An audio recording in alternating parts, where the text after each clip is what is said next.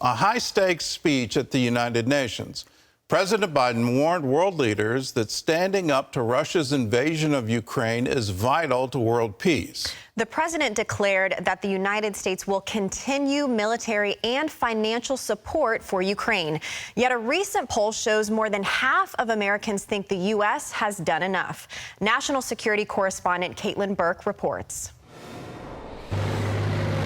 The ongoing war in Ukraine took center stage as the main foreign policy issue the president addressed. Russia believes that the world will grow weary and allow it to brutalize Ukraine without consequence.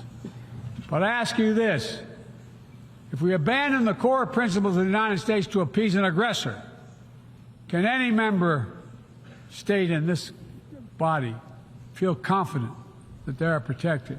Biden reiterated continued U.S. military and financial aid for Ukraine and called on other world leaders to ramp up their support. Ukrainian President Volodymyr Zelensky also making an appeal. And the goal of the present war against Ukraine is to turn our land, our people, our lives, our resources into a weapon against you, against the international rules-based order. While the Biden administration's commitment to Ukraine remains steadfast, a recent CNN poll reports 51% of Americans surveyed believe the U.S. has done enough to help Ukraine in the fight against Russia, compared to 48% who want America to do more. Zelensky visits Capitol Hill and the White House this week as the GOP wrestles over a new budget bill, including another $24 billion for Ukraine. House Speaker Kevin McCarthy is making no promises. Is Zelensky elected to Congress? Is he our president? I don't think I have to commit anything. I have questions for him. Where's the accountability on the money we already spent? What is the plan for victory?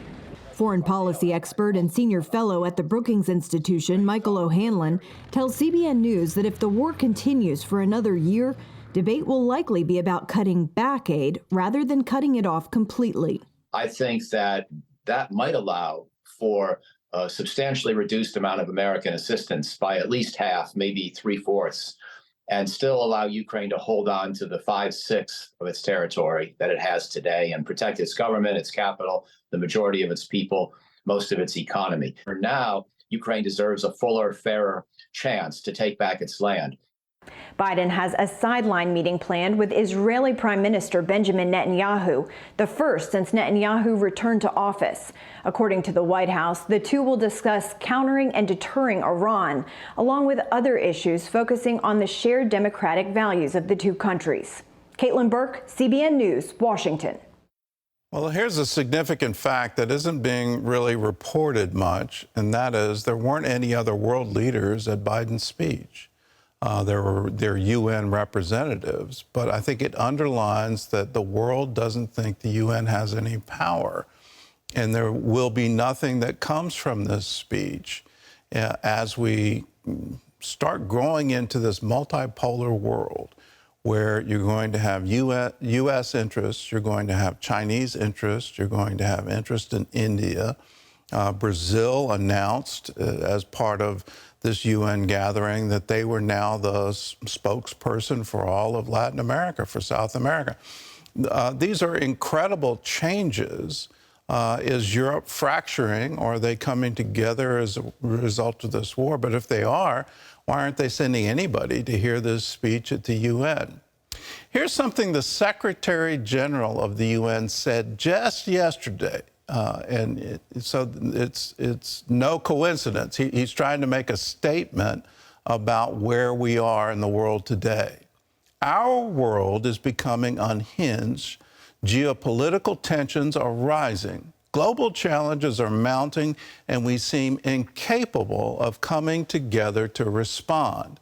We are inching ever closer to a great fracture in economic and financial systems and trade relations. We should all pay attention to this. This isn't the first time the Secretary General of the UN has raised dire warnings. He's done this in the past, but this time he's making very specific recommendations that we change the UN, we change the Security Council, we try to do something on a global basis for trade.